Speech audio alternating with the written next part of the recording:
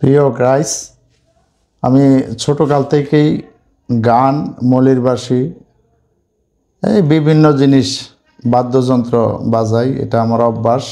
কেউ পাগলও বলে, কেউ ছাগলও বলে, কেউ ভালোও বলে। এটাই আমার নেশা পেশা এবং মৃত্যুর আগ এভাবেই চলবো। আমি আমার মতন করে। আপনি বাঁশির সুরটা কিভাবে শিখলেন? বাঁশির সুর জানি না কিভাবে, আস্তে আস্তে করে প্রথম প্রথম এই 10 টাকা দিয়ে 20 টাকা দিয়ে বাঁশি কিনা কিনা বাজাইতাম।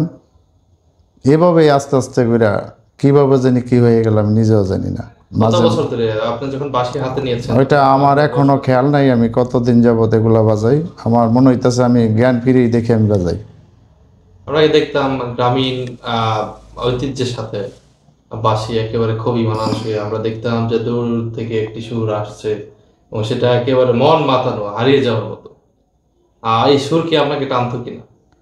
তা তো অবশ্যই। আগে তো মাঠ ঘাট সবই খোলা ছিল, যেন খুশি আনি বাজাইতাম, যেন খুশি আনি গান টান দিতাম। কিন্তু এখন তো সে পরিবেশ নাই, কারণ মাঠঘাট নাই। প্রত্যেক জায়গায় জায়গায় বাড়িঘর, কোথাও বাঁশি টান দেওয়ার মতন কোনো প্লেস নাই, জায়গা নাই। তারপরও চুরি করে হইলেও মানে কোথাও না কোথাও বাঁশি কোচের মধ্যে থাকে।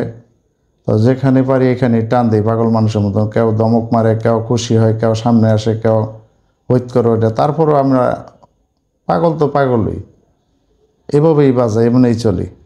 দর্শকদের কোন গানটি শোনাবেন? কোন গানটি সুর শোনাবেন?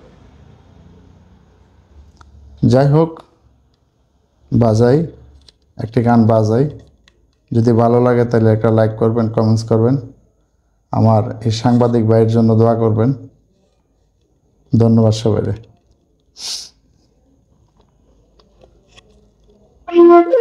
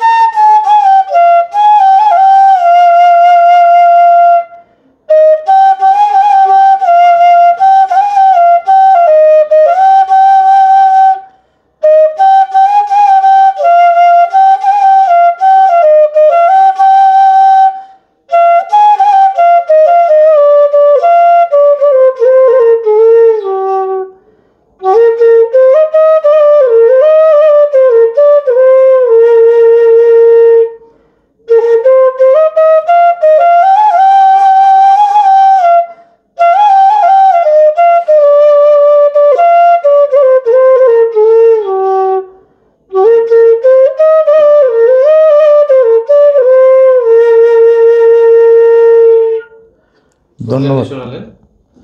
ওইটা একটা বাটিয়ালি গান, তোমারও লাগিয়া রে সদাই। তো একটা বাটিয়ালি গান, অনেক পুরাতন গান, 90 দশকের গান। হয়তো বর্তমান যারা আছে তারা নাও বুঝতে পারে, যারা আগের লোক তারা ঠিকই বুঝবো গানটা। তো যাই হোক, আমার জন্য দোয়া করবেন। আমার নিচে বর্তমান এবং আগের সবাই বুঝে এমন একটা সুর যদি শোনাতেন।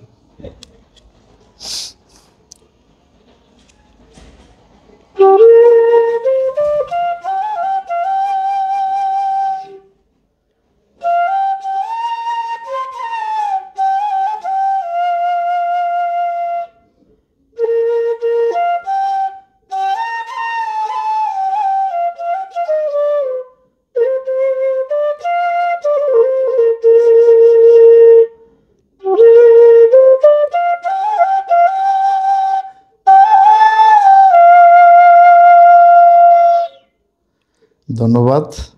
এটা নীলদরিয়া গান, যদিও এটা অনেক আগের গান, তারপরে সবাই গানটা এখনও সবাই গায়, তার জন্য অল্প করে আমি গানটা বাজাইলাম। ধন্যবাদ। আমার জন্য দোয়া করবেন, আশীর্বাদ করবেন। আমার নিজের একটা পেজ আছে রাখাল, সাবস্ক্রাইব করবেন, লাইক দিবেন। ধন্যবাদ।